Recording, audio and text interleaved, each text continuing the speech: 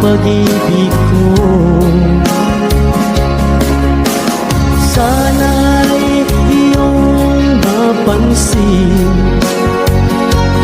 ang sigaw ng aking puso. Alam mo ba, nasasaktan ako, di ko alam kung ano ang dahilan.